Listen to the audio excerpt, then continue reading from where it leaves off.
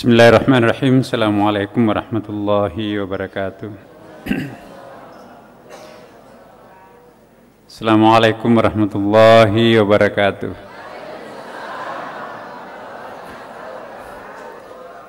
Terima kasih Bapak Ibu sekalian. Alhamdulillah. Semoga Allah Subhanahu wa taala memberkati kita semuanya. Dan semoga pada malam Jumat yang penuh berkah ini kita juga insya Allah mendapatkan keajaiban, kemuliaan, keistimewaan, karamah. Dan untuk itu marilah kita berdoa, kita membaca Ummul Quran, kita peruntukkan kepada junjungan kita Nabi Muhammad SAW, kedua orang tua kita, para guru kita, dan seluruh anggota keluarga kita, khususnya anak dan cucu kita. Semoga semuanya kita saling membagi energi spiritual, saling menguatkan satu sama lain sehingga Allah tersenyum dengan melalui pahala pembacaan surah Al-Fatihah kita. Ala hadhihi niyyah wa ala kulli niyatin salih. Al-Fatihah. A'udzu billahi minasyaitonir rajim. Bismillahirrahmanirrahim. Alhamdulillahirabbil alamin arrahmanir rahim maliki yaumiddin. Iyyaka na'budu wa iyyaka nasta'in. Ihdinas siratal mustaqim siratal ladzina an'amta 'alaihim ghairil maghdubi 'alaihim waladdallin. Amin. Alhamdulillah, Bapak Ibu sekalian, pada malam Jumat ini dan juga sampai besok malamnya, seandainya boleh, mari kita lebih banyak mengaktifkan jiwa kita, mengaktifkan kecerdasan batin kita, spiritualitas kita. Sebab terus terang Bapak Ibu sekalian, pintu karamah itu bukan logika, tetapi justru adalah rasa atau emosi kita. Kecerdasan emosional inilah yang akan mendatangkan keajaiban di dalam kehidupan kita. Karena itu siapa orang yang selalu didikte oleh logikanya semata, siapa orang yang hanya menggunakan pikirannya di dalam menuntun kehidupannya, maka kehidupannya itu penuh dengan beban, syarat dengan beban, setiap hari mentok, dan setiap hari bawaannya marah, benci. Kenapa? Kering. Tetapi sebaliknya, orang yang selalu membiasakan diri untuk mengaktifkan kecerdasan spiritualnya, dia mengingat Allah, maka sesungguhnya orang itu akan merasa hidup tenang, ringan, tanpa beban, dan sekalipun dapat musibah, musibah itu tidak akan terasa. Perhatikan sebuah ilustrasi Bapak Ibu sekalian, antara bersama ego dan bersama Tuhan. Dengan kata lain, antara rasio dan rasa. Nah, ini ada sebuah perumpamaan. Syekh Abu Hasan As-Sazili ini seorang sufi sangat terkenal Bapak Ibu. Melakukan perjalanan suluk, ya riyadhah, mujahadah, mungkin bertahanus. Kemudian ia menceritakan pengalamannya menjelang maghrib tadi waktu kita tadarusan ya. Menjelang waktu maghrib, kata beliau, aku menggelar sajadah untuk sholat. Ketika sedang sholat, aku dikerumuni binatang-binatang buas. Nggak tahu di hutan mana ini melakukan persemedian ini. Iya. Ketika sedang salat maghrib, mau menjelang salat maghrib itu sudah mulai, berarti kalau di bawah pohon, hutan-hutan itu sudah mulai gelap tuh. Tapi masih ada bayangan-bayangan di situ. Menjelang maghrib aku menggelar sajadah untuk salat. Ketika sedang salat, aku dikerumuni binatang-binatang buas. Pada bengong binatang buas yang kelaparan itu. Ya. Lalu apa yang terjadi? Ketika sedang sholat aku dikerumuni binatang-binatang buas yang amat berbahaya. Namun aku tidak merasa takut sedikit pun. Mungkin pertanyaannya, kenapa tidak merasa takut? Kita ingin tahu jawabannya. Malam itu aku pun tidur pulas, terasa di atas tempat tidur yang empuk di dalam rumah. Padahal dia hanya di bawah pohon, atau tidak mungkin ada kasur di bawah pohon di hutan belantara seperti itu. Mungkin hanya tikar atau apalah begitu. Sementara di sekitarnya penuh dengan ular berbisa, mungkin juga harimau atau apalah, semua binatang yang bisa mematikan itu. Tapi sang sufi ini, Hasan Syazali ini, dia tidak merasa takut sedikit pun. Keesokan harinya terjadi pengalaman kebalikannya, Bapak Ibu sekalian. Tadi itu kan waktu sama sekali dia tidak takut kan, dan memang betul perasaan tidak takut. Kenapa tidak takut? Karena mereka menganggap bahwa binatang-binatang buas itu adalah saudaranya sendiri. Wahai CS, kita saudara ciptaan Tuhan, kita ini sebetulnya kembaran. Wahai ular yang berbisa, engkau diciptakan Tuhan juga kan? Sama, aku juga diciptakan Tuhan. Wahai harimau, siapa engkau? Kamu pasti diciptakan Tuhan. Sama dengan kita, berarti kita bersaudaraan. Jangan saling mengganggu. Bahkan mungkin kalau dalam cerita-cerita seperti sufi yang lain, bercanda Bapak Ibu sekalian, bercanda dengan binatang-binatang buas. Nah, meskipun hanya dikerumuni burung-burung kecil, ya biar kita dengarkan suara azan dulu Bapak Ibu sekalian. Untuk melihat perbedaan antara cara kerja otak dan cara kerja rasa atau spiritual. Tadi kita ceritakan pengalaman Abu Hasan As-Sazili, seorang pendiri tarekat sebetulnya. Maka itu nanti tarekatnya disebut dengan tarekat Saziliyah. Pengalaman atau true story-nya beliaunya. Jadi menjelang maghrib, kata beliau, di dalam sebuah tempat pertapaan atau padepokan, nggak tahu di mana tempatnya, yang jelas adalah tempat jauh dari pusat keramaian manusia. Nah, menjelang salat maghrib berarti waktu yang terbaik untuk mendekatkan diri kepada Allah Subhanahu Wa Taala. Sajadahnya digelar menjelang salat maghrib itu, ya.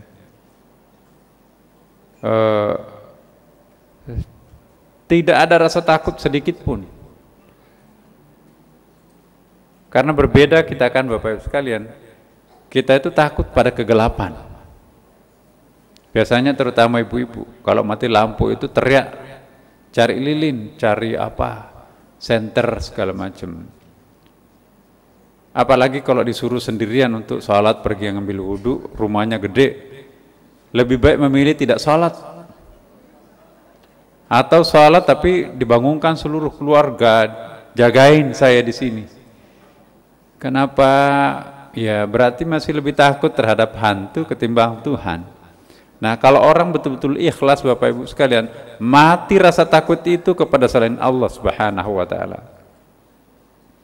Percayalah Bapak Ibu sekalian, apabila Tuhan bersama dengan seseorang, tidak sedikit pun rasa takut muncul. Bahkan sebaliknya, dia cuek. Sekalipun nyata-nyata di situ kepala setan di situ muncul, dia tidak akan sedikit pun bergeming. Bahkan mungkin juga pada saat dia digoda oleh setan atau iblis di tengah malam sendirian, ya kamu kok lucu, orang rambutnya gondrong, kamu giginya gondrong, kamu makhluk apa? Ini bukan tempatmu di sini untuk menggoda.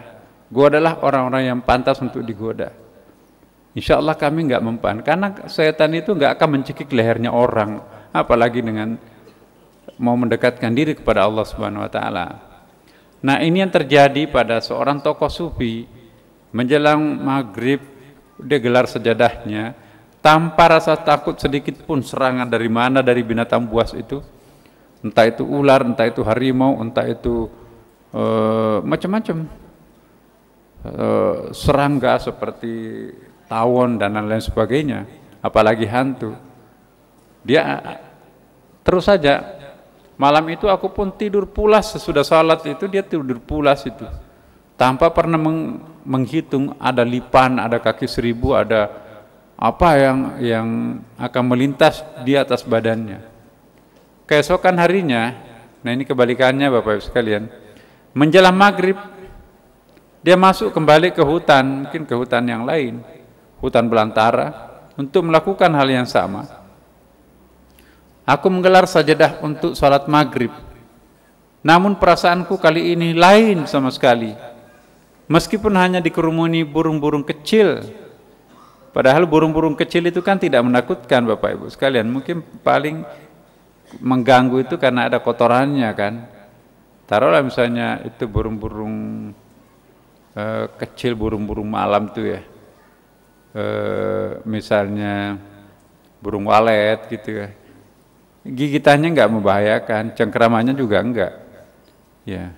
Tetapi kali ini Hasan Syazali ini, aku menggelar sajadah untuk salat maghrib, namun perasaanku kali ini lain. Meskipun hanya dikerumuni oleh burung-burung kecil, nggak ada harimau, nggak ada ular seperti kemarin ya, hanya dikerumuni burung-burung kecil, tetapi perasaanku sangat takut. Sehingga pada waktu itu, saking takutnya aku, kata beliau, badanku gemetar.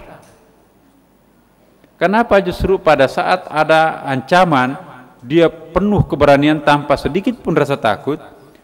Justru binatang kecil, burung kecil yang tidak ada ancamannya, malah justru dia merasa sangat takut.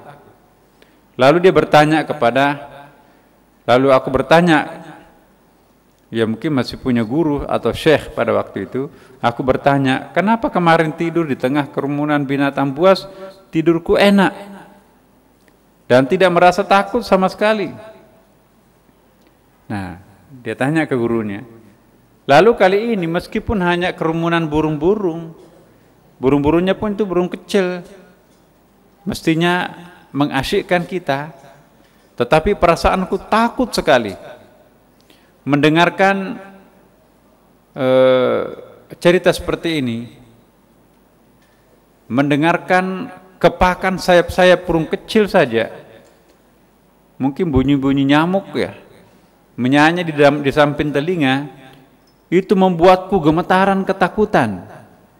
Padahal kemarin apa namanya itu kalau serigala bunyi serigala apa namanya Ibu? Ya? Mengaung, harimau mengaung. Benar ya? Pokoknya bunyi-bunyi serigala, bunyi harimau seperti itu sama sekali tidak membuat aku takut. Ini hentakan sayap kupu-kupu, hentakan burung-burung kecil membuat aku gemetaran. Nah, ini pertanyaan seperti ini sering kita alami Bapak Ibu sekalian. Kadang keberanian itu muncul luar biasa, tapi juga kadang kekhawatiran itu muncul luar biasa. Dalam keheningan malam itu tiba-tiba aku mendengarkan bisikan. Entah siapa yang didengarkan. Nah, orang seperti aulia Bapak Ibu, dia sudah telinganya sensitif ya kan. Dia bisa mendengarkan sesuatu untuk kita nggak mampu mendengarnya. Dia bisa melihat sesuatu untuk kita tidak mampu melihatnya. Kenapa? Karena sudah sangat sensitif. Istilahnya, dia sudah mampu meminjam telinga Tuhan mendengar, sudah mampu meminjam mata Tuhan untuk melihat. Sekonyong-konyong mendengarkan sebuah suara, ternyata ini bukan gurunya Bapak sekalian. Dia mendengarkan suara. Nah, suara siapa itu? Akhirnya ketemu dengan apa yang pernah saya jelaskan Bapak Ibu, bahwa seorang sufi seorang arifin, gurunya itu bukan orang biasa. Dia bisa berguru kepada roh yang sudah ratusan tahun meninggal. Bahkan dia bisa berguru langsung kepada Rasulullah meskipun seribu tahun Rasulullah wafat. Dia bisa berguru kepada nabi-nabi yang terdahulu. Karena bagi yang bersangkutan, ya, atau siapapun yang sudah kualitas spiritualnya seperti beliau, aulia, maka itu jarak antara alam gaib dan alam syahadah sudah sangat dekat. Ya. Nah, tiba-tiba menjawab kekeliruannya atau menjawab pertanyaannya, sekonyong-konyong mendengarkan sebuah suara, entah suara siapa. Jawabannya adalah begini, kemarin kamu masuk ke dalam hutan bersama aku. A besar berarti Tuhan ini. Ya. Jadi seperti mendengarkan bisikan Tuhan. Kemarin kamu masuk ke dalam hutan bersama aku. Malam ini kamu masuk ke dalam hutan bersama egomu. Begini ceritanya, Bapak. Seringkali di malam pertama atau di hari pertama sukses kita kan, padahal itu gak ada persiapan. Sudah ada pengalaman pertama, asyik sekali pokoknya pengalaman pertama itu. Begitu kita akan mengulangi pengalaman pertama itu, seringkali kita kecewa. Kok kenapa nggak seperti kemarin? Ya, saya kira kita semua pernah tuh. Justru tidak disangka-sangka, asyik, luar biasa, dapat kita. Ini kita sengaja datang, ya. Dengan segala macam perbekalan, bahkan ngajak teman, sudah bercerita besar kepada teman-teman kita, ikut aku, pokoknya berhasil. Begitu datang, ada aja gangguannya, nggak dapat sama sekali. Padahal ini kan sudah mempunyai persiapan. Nah, ini apa jawabannya Syekh Hasan Sazali ini menarik untuk kita kaji. Kemarin kamu masuk ke dalam hutan bersama aku, kata Tuhan. Kan A besar di sini. Malam ini kamu masuk ke dalam hutan, tidak lagi bersama aku, tapi bersama dengan egomu. Pokoknya saya mau masuk ke hutan, saya pasti akan merasa bahagia, tidur di tengah-tengah kerumunan binatang buas. Suatu bukti bahwa kalau kita dekat dengan Tuhan, seperti itu. Dengan hakul yakin seperti itu, seolah-olah mengambil haknya Tuhan yang Maha Kuasa. Dirinya yang Maha Kuasa di situ, karena menganggap bahwa dengan niat untuk melakukan meditasi atau riadah tadabbur alam, sudah Tuhannya hilang di situ. Tapi yang dia ingat bahwa insya Allah cukup banyak niat lillahi ta'ala. Jadi bukan Allah di situ yang dominan. Yang dominan di situ adalah egonya. Nah, inilah godaannya orang khawasul khawas, Bapak Ibu. Ya. Seringkali kita itu sulit membedakan ini bisikan Tuhan dan ini bisikan untuk non-Tuhan, tetapi itu masih menggunakan kata-kata Tuhan. Iya. Saya akan mengulangi pengalamanku yang kemarin malam. Pokoknya menjelang salat maghrib kita ambil air wudhu segala macam, pakaian putih-putih dan segala macam. Pokoknya binatang buas akan menyingkir. Tidak usah takut. Kemarin datang itu penuh kepasrahan terhadap Tuhan. Kali ini datang dengan penuh percaya diri, bukan percaya kepada Tuhan. Beda kan Bapak Ibu? Beda kan? Nah, ternyata kemarin berhasil karena dia masuk ke hutan bersama Tuhan.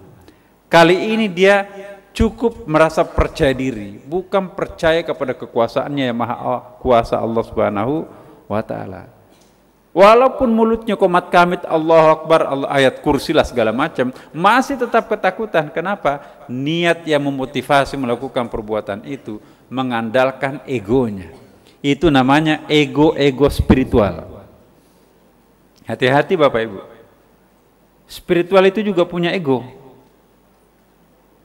Nah, ini yang paling sulit untuk kita lulusi. Ujian yang paling berat sesungguhnya adalah ego spiritual itu. Kenapa? Karena menyebut Allah. Nggak ada selain Allah yang diurus di situ, tetapi dominan egonya. Bandingkan perjalanannya kemarin, sudah nggak tahu dirinya siapa. Yang di benaknya itu hanya Allah. Malam keduanya, maghrib keduanya, Allahnya di luaran, tapi yang di dalam dirinya. Pokoknya kemarin jam-jam seperti ini, aku menggelar sajadah dengan pakaianku seperti ini. Kita tunggu sebentar lagi akan datang binatang buas bercanda dengan kita. Tapi apa yang terjadi Bapak Ibu sekalian? Kebalikannya, dia malah sangat takut. Kenapa takut?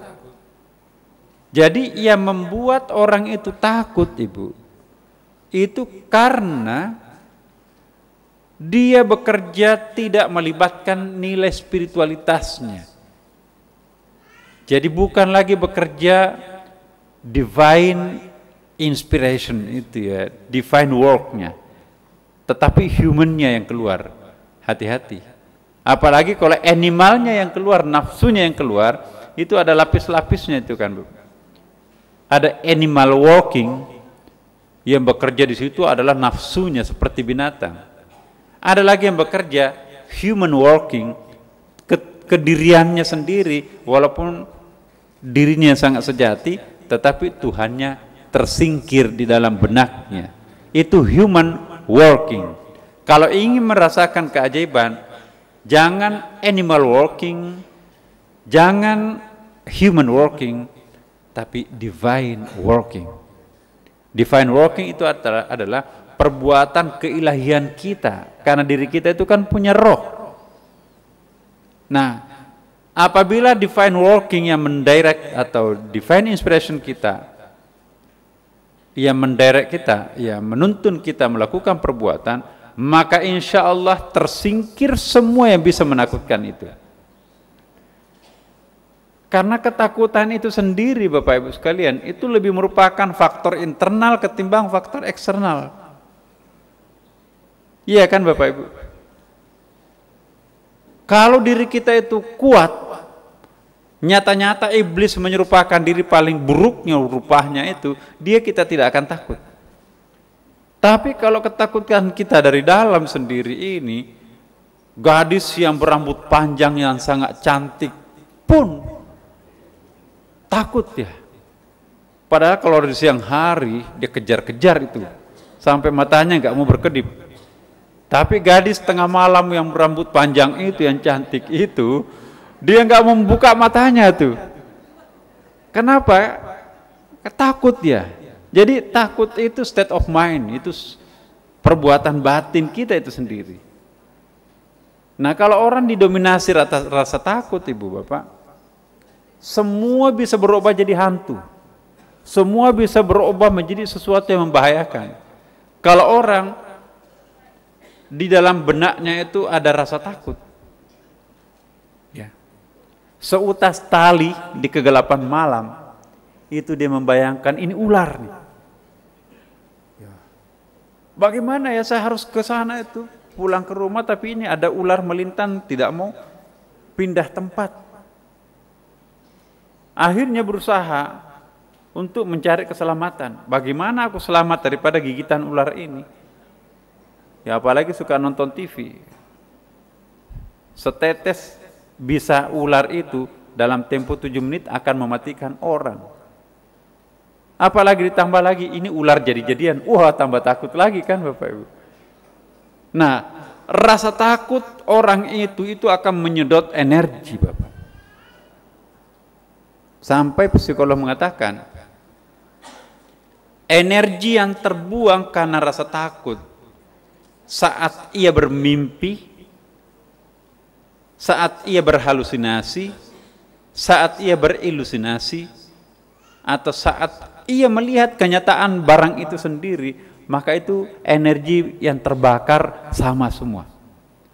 Saya pernah mengatakan, kalau kita bermimpi digigit anjing, lari pontang-panting sampai berkeringat, periksa badannya, walaupun itu hanya mimpi, itu berkeringat betul itu. Dan bangun dari mimpi itu nanti kita akan tersedot energinya. Lelah semua anggota badan ini. Kenapa? Kejar-kejaran dengan anjing semalam. Jadi energi yang terbuang karena dikejar anjing dalam mimpi sama dengan energi yang terbuang ketika benar-benar kita dikejar anjing pada siang hari. Energi yang keluar karena kita takut pada ular yang benar-benar ular sama energi yang keluar pada saat kita membayangkan seutas tali yang disangka ular. Nah, jadi ini ilustrasi yang sangat bagus. Bukan cuman kita yang bisa tergoda, Bapak Ibu, sufi besar seperti Hasan Sadili ini juga bisa tergoda. Jadi jangan baru kita semingguan di Sunda Kelapa mengikuti pengajian malam Jumatan, sudah istilahnya, oh saya kan sudah makamnya lain. Padahal teman-teman di sini 8 tahun lebih nggak pernah tuh ada perubahannya itu. Jadi kita jangan pernah merasa berubah, biarkanlah orang lain merasakan perubahan pada diri kita sendiri. Karena kalau kita memperkenalkan diri, aku sudah berubah loh, sekarang aku sudah jadi sufi, ya sebentar malam lagi aku jadi wali. Wah, itu ego-ego spiritual seperti itu. Berarti itu nanti akan menjadi hijab baru, akan menjadi penghalang tameng baru dengan Tuhannya. Ya, saya ingin mengatakan di sini, Bapak Ibu sekalian, hati-hati memanage kalbu kita. Maka itu ada namanya manajemen kalbu. Kita belum masuk di sini. Ya, nanti akan ada sesi khusus itu kelanjutan dari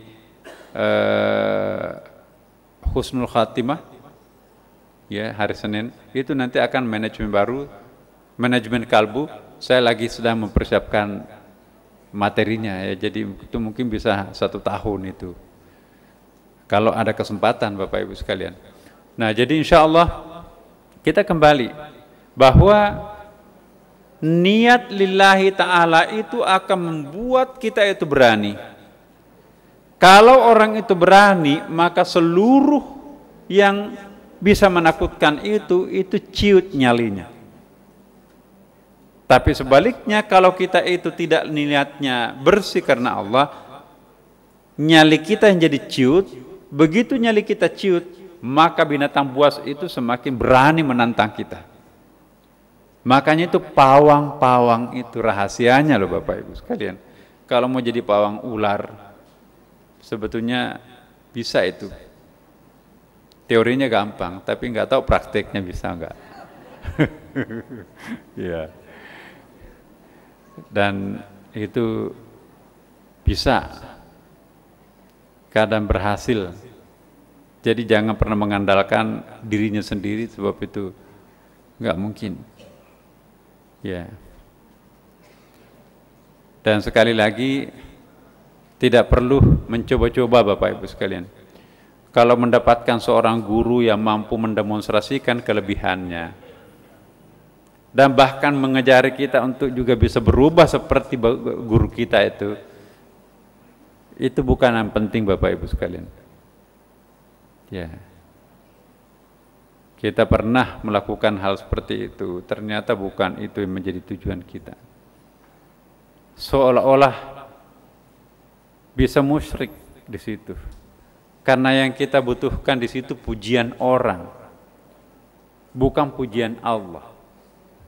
Karena itu yang paling ditakuti oleh para sufi ialah kekeramatan itu sendiri. Padahal kita sebagai orang awam ingin sekali mendemonstrasikan kekeramatan kita di hadapan orang. Ini loh, tidak sia-sia, tidak salah kami mengaji di Sunda Kelapa. Kami bisa menjadi seperti tukang sihir gitu loh. Bisa merubah sesuatu menjadi luar biasa, amron kharikun lil ada. Nah, sebelum sampai ke situ Bapak Ibu, dan sebelum mempraktekkan, dan pada akhirnya juga sebelum menyesal, lebih baik menghindari jalan menuju ke situ. Sebab itu kalau jatuh lagi, biasanya lah jatuh lebih mulai lagi dari nol. Yang penting kita berdoa, ya Allah jangan memperhadapkan kami dengan kesulitan, ya. Karena yang membuat kita itu suka untuk mendatangkan keajaiban pada diri kita sendiri, yang seringkali membutuhkan kekeramatan itu, sehingga kita minta betul kekeramatan itu kepada Allah untuk menjawab rasa kekecilan kita, kekerdilan kita. Dan dengan pertolongan Tuhan itu semua orang nanti akan terpanah melihat kita, maka kita akan dihebat-hebatkan orang, sehingga orang lain tidak akan berani menghina kita. Tujuannya memang satu sisi ada baiknya di situ, agar orang lain tidak menghina kita, tetapi lebih banyak mudaratnya Bapak Ibu. Lebih banyak mudaratnya, sebab kalau kita kecanduan seperti itu, kita keasyikan. Coba kita lihat di TV, channel apa itu yang suka mendemonstrasikan keajaibannya. Itu memang benar Bapak Ibu sekalian. Dia memerintah kekuatan gaib, memerintah jin. Meja ini bisa terangkat ini, ya, oleh kekuatan-kekuatan jin. Tetapi hati-hati, itu bisa kita stagnan di tempat itu, enggak bisa naik-naik lagi. Bahkan kalau sampai lupa Tuhan, nauzubillah min dzalik, itu bisa kita jatuh bangkrut itu. Padahal awalnya bagus. Untuk sampai kepada tingkat itu perlu perjalanan panjang loh Bapak. Sayang sekali kalau sudah perjalanannya sudah sampai di leher gunung, kalau ipomakan sebuah gunung, kita sudah hampir sampai ke puncak, tapi kita tergoda untuk mempertontonkan keajaiban kita kepada orang. Maka tidak sadar kita itu sebetulnya turun kembali ke jurang. Dan untuk naik kembali itu sulit sekali. Lebih gampang orang baru mendaki naik ke atas ketimbang orang yang sudah berpengalaman puluhan tahun jatuh kembali ke jurang. Untuk naik kembali itu susah. Maka itu jangan pernah jatuh dalam soal spiritual Bapak Ibu. Jangan pernah syirik sedikit pun, karena kalau orang sudah syirik untuk bertauhid kembali itu sulit. Jauh lebih gampang untuk mendaki ketika kita dalam keadaan baru sama sekali.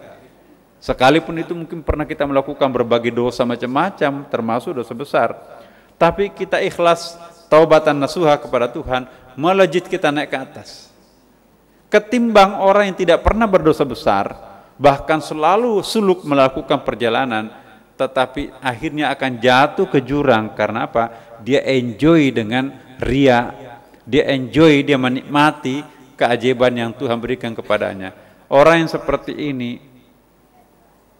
sulit naik ke tempat semula. Ya. Makanya itu Umar bin Khattab mantan orang kafir ya kan? Abu Bakar, Utsman dan sahabat Nabi yang terkenal itu pada umumnya itu mantan syirik, pembunuh, algojo dan sebagainya. Coba Umar, dosa apa lagi yang tidak pernah dilakukan Sayyidina Umar, tapi dijamin masuk surga oleh Allah Subhanahu wa taala. Karena dia tebus perbuatan masa lampaunya dengan perbuatannya sekarang ini yang sedemikian hebat. Nah, jadi hati-hati. Sekalipun pendosa, sekalipun orang kafir, bahkan sekalipun non-Islam, tapi begitu masuk Islam, kadang-kadang itu lebih melejit jauh ke depan di hadapan kita ketimbang kita sendiri yang jalan di tempat. Kenapa? Ya, kita nggak pernah tertantang. Tapi ini bukan alasan. Kalau begitu mari kita kafir dulu, baru memulai dari nol lagi, dari kekafiran itu. Begitu dia kafir, malaikat maut datang. Nauzubillah min dzalik. Ya. Jadi kata kuncinya kembalilah kepada Tuhan, serahkan dirinya sepenuhnya kepada Allah Subhanahu wa taala.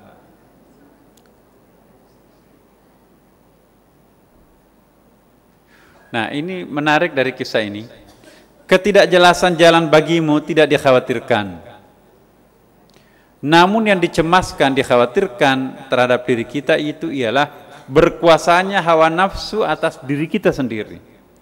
Hawa nafsu itu bisa melalui emosi, bisa melalui spiritual Bapak Ibu.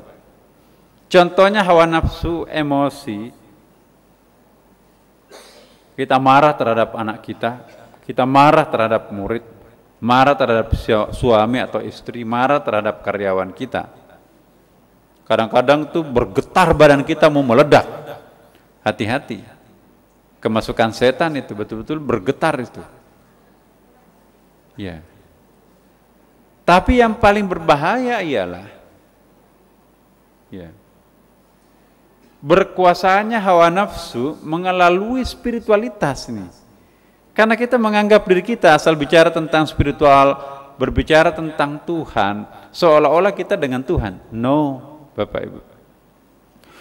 Bukan karena kita sering menyebut kata Tuhan dalam satu program, maka itu bersifat divine atau bersifat keilahian. Otomatis kita dekat dengan Tuhan. Ya. Boleh jadi sebuah program tanpa kata-kata Tuhan, tanpa kata-kata agama, tetapi apa yang kita lakukan itu adalah spiritualitas kita sendiri, budi pekerti kita yang sangat luhur yang bekerja, maka itu lebih menjamin Bapak Ibu. Hati-hati.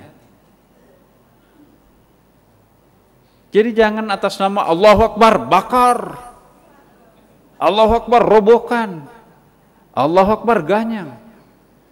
Yang diganyang bukan orang kafir, KTP-nya Islam. Jangan-jangan dia lebih saleh terhadap dirinya daripada dia. Jadi hati-hati di sini. Kalau kita terpicu dengan Allahu Akbar, kita nggak salatnya nggak beres tuh ya. Bahkan dosanya banyak. Mau mati syahid, melawan tanda kutip musuh Tuhan. Siapa musuh Tuhan? Loh, bukankah itu ahli sujud malam? Bukankah itu ahli ibadah? Iya, dia terprovokasi oleh kelompok-kelompok tertentu yang mengatakan semua yang berbeda dirinya itu adalah kafir. Padahal sedekahnya lebih banyak mana daripada yang mau diganyang tuh. Salat malamnya lebih banyak mana ketimbang dirinya sendiri. Siapa yang paling berhak memperatasnamakan Allahu Akbar? Apakah ahli ibadah, ahli sujud malam, atau peminum tapi diprovokasi Allahu Akbar oleh kelompok tertentu? Hati-hati. Jangan nanti kita menari di atas beduk yang ditabu oleh orang lain. Ini umat kita seperti ini. Orang yang pengetahuannya dangkal terhadap agama, gampang sekali diperalat oleh kekuatan orang luar. Ya. Saya jamin Bapak Ibu sekalian, kalau ikut terus selama pengajian tasawuf kita di sini, itu nggak gampang terprovokasi. Yang terprovokasi itu hanya terbiasa melihat the only one way untuk menuju Tuhan. Nah, sedangkan kita di sini seperti yang saya jelaskan 2 minggu berturut-turut kan Bapak Ibu, pengajian kita di sini sebetulnya ialah tidak ada yang terlalu istimewa. Yang kita lakukan di sini mencoba untuk lebih memperdalam pengertian-pengertian kita. Selama ini kita hanya mengkonsumsi definisi yang sangat standar. Selama ini kita hanya mengkonsumsi pengertian-pengertian dangkal terhadap beberapa simbol-simbol keagamaan. Nah, di dalam pengajian kita malam Jumatan ini, kita mencoba untuk mendalami. Kita mencoba untuk melakukan sesuatu yang lebih dalam. Saya sebetulnya malam ini kok, kenapa harus saya bicara seperti ini? Saya sudah siapkan ya Bapak Ibu sekalian, malam ini kita akan lebih asyik sebetulnya. Tapi ini habis waktu. Saya akan menjelaskan mungkin minggu depan ini sedikit Bapak Ibu. Maka ini perlu ada persiapan untuk sampai ke sini. Apa arti 2 tangan Tuhan? Ya kan ada ayatnya. Allah berfirman, "Hai iblis, apakah yang menghalangimu sujud kepada yang telah kuciptakan dengan kedua tanganku? Apakah kamu menyombongkan diri ataukah kamu merasa termasuk orang-orang yang lebih tinggi?" Ini yang saya akan jelaskan tadi. Nah, pertanyaan beratnya, apa yang dimaksud dengan tangan Tuhan? Kok Tuhan punya tangan? Mengapa ayat-ayat lain menggunakan tangan dalam pengertian mufrad? Jadi penciptaan makhluk lain itu hanya Allah menggunakan 1 tangan, termasuk malaikat. Tapi kenapa menciptakan Adam dalam hal ini manusia Satu-satunya ciptaan Tuhan diciptakan dengan dua tangan Tuhan. Semua makhluk lain diciptakan hanya satu tangan Tuhan. Dalam Quran loh ini Bapak Ibu. Hanya Adam atau hanya manusia yang diciptakan melalui dua tangan Tuhan. Seperti ayatnya tadi. Nah,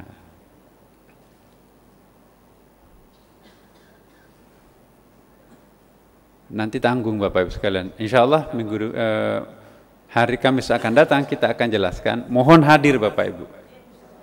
Ya, karena ini sangat penting. Nah, inilah yang saya maksudkan bahwa kita akan lebih memperkaya makna-makna kita selama ini, sehingga orang lain hanya tahu tentang satu definisi, tapi kita suguhkan di sini 4 atau 5 definisi. Sehingga kalau ada orang yang berbeda dengan kita, tidak lagi gampang menyalahkan orang itu. Kenapa? Oh iya, saya benar tapi Anda tidak salah. Ya. Anda benar, Anda juga benar, tapi aku juga tidak salah, walaupun kita semuanya ketiga-tiganya berbeda. Kenapa enggak menyalahkan satu sama lain? Karena kita tahu. Ya. Sudah waktunya kita sekarang ini mengkonsumsi pengertian-pengertian lebih mendalam. Jangan memanjakan diri kita dengan hanya mengikuti pengajian-pengajian yang mendefinisikan secara dangkal sebuah pengertian. Saya suka itu gampang, saya enggak suka itu malam Jumat itu bingung saya.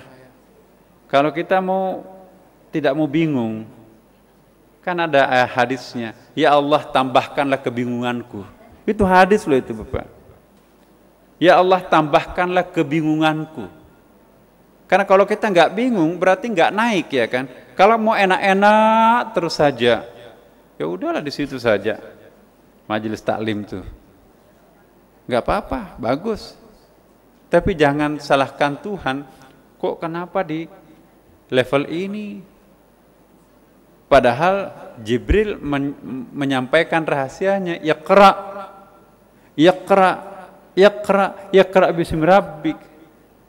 Memang nyaman itu Iqra yang pertama itu, tidak memeras otak. Udah salat juga, udah puasa juga. Tapi samakah khasiatnya puasa Iqra keempat dan Iqra pertama? Di situ kan persoalannya. Saya yakin insya Allah kalau kita sudah naik ke standar yang lebih tinggi, orang lain marah, kita nggak marah tuh. Kenapa nggak marah? Kita tahu apa di dalam pikirannya orang itu, kita juga sudah tahu. Nah itu yang kita maksudkan. Karena itu Bapak Ibu sekalian, ya malam Jumatan kita ini, mudah-mudahan Allah memberkati kita, dan insya Allah ya mudah-mudahan malam Jumatan ini betul-betul bisa merubah diri kita sendiri, bisa merubah pandangan hidup kita, bisa merubah karakter kita, bisa lebih menghaluskan. Apalagi nanti akan datang itu kita akan mendemonstrasi, kita akan menyampaikan apa itu tangan kiri, apa itu tangan kanan Tuhan. Tanda kutip semua Bapak Ibu sekalian. Jangan, Tuhan punya tangan. Nanti bisa membuat orang lain marah kepada kita. Tapi habis mau bilang apa, nggak ada bahasa Indonesianya kan. Al-Qur'annya juga mengatakan seperti itu kok. Tapi nanti kita akan berikan penjelasan supaya orang tidak salah paham. Saya kira inilah Bapak Ibu sekalian, mari kita berdoa. Semoga pada malam ini betul-betul kita mendapatkan berkah kedekatan diri, dan jangan lupa saya ingatkan Bapak Ibu sekalian, salat tahajud kita lebih awal nanti malam Jumat, dan insya Allah kita menyerahkan diri kita sepenuhnya kepada Allah Subhanahu Wa Taala. Semoga kita putih, lembut, tajam, bersih, damai, indah hari esok dan seterusnya. Al-Fatihah.